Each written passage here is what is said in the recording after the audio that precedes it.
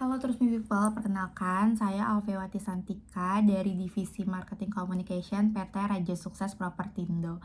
Di video pembelajaran minggu kali ini, saya akan membahas tema atau topik terkait dengan flow pembuatan konten atau flow pekerjaan pembuatan konten di dalam divisi marketing communication gitu.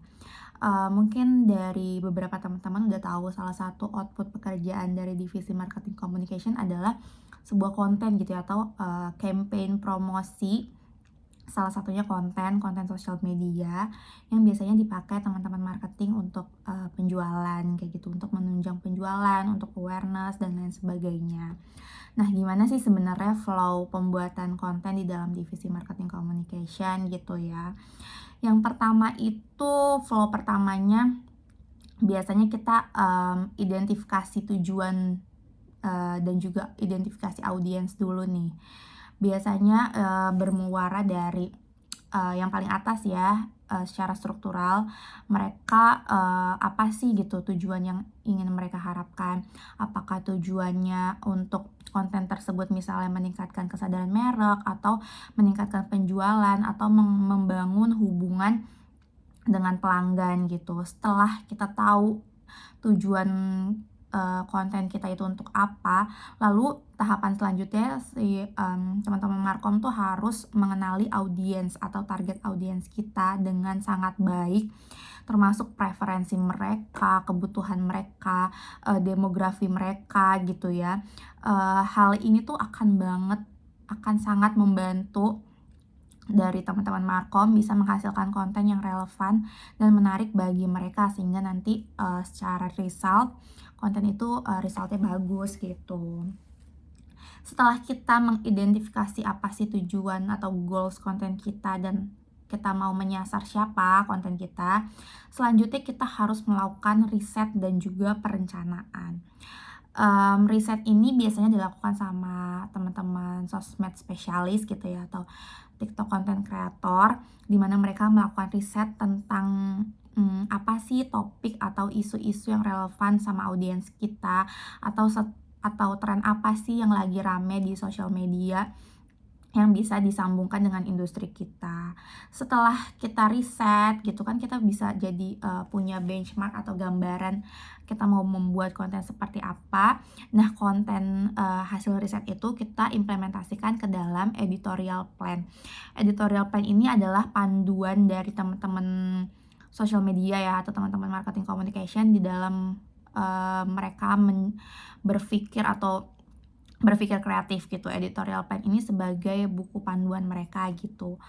Nah, si editorial plan ini tuh mencakup rencana kontennya seperti apa, secara topik, format, mau gambar kah, mau video kah, terus jadwal publikasi, isi narasi, lagu, hashtag, caption, dan lain sebagainya. EP itu harus detail gitu. Lalu, nah di dalam EP ini juga terdapat si penulisan konten itu. Jadi kita memulai menulis konten berdasarkan rencana yang sudah dibuat, pastikan konten sesuai tujuan gitu. Terus kita harus menggunakan gaya penulisan yang seperti apa, santai kah, formal kah gitu, atau menggunakan kata kunci apa kayak gitu.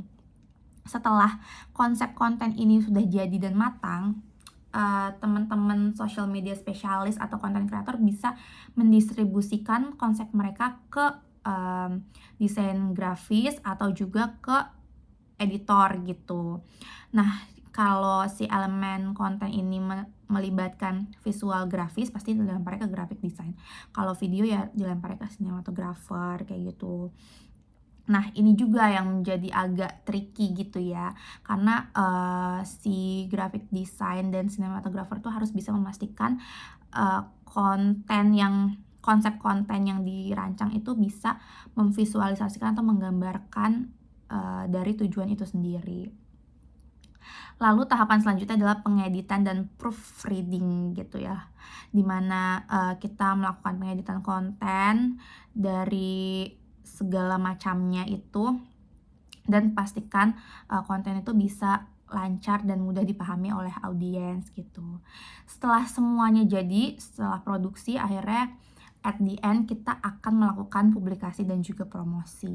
Setelah konten selesai, biasanya dari teman-teman Markom akan melakukan approval, lalu juga revisi dan lain sebagainya, sehingga konten tersebut bisa dipublikasikan di platform yang sudah kita sesuaikan, misalnya Instagram kah, TikTok kah, website kah, artikel kah, atau lain sebagainya.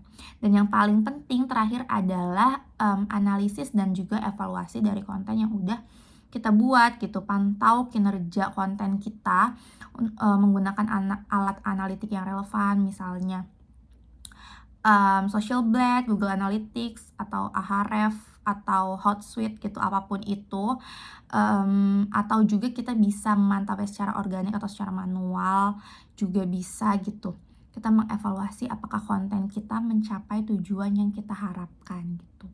Lalu di dalam proses evaluasi ini kita juga harus bisa memasukkan wawasan yang diperoleh dari riset tadi ya, untuk bisa meningkatkan strategi konten kita selanjutnya. Nah, sebenarnya alur kerja ini bisa berbeda-beda sih di setiap perusahaan gitu, semuanya disesuaikan sama kebutuhannya, tapi kurang lebih akan seperti itu. Mungkin itu aja, kurang lebih mohon maaf. Assalamualaikum warahmatullahi wabarakatuh. Bye, terus me people.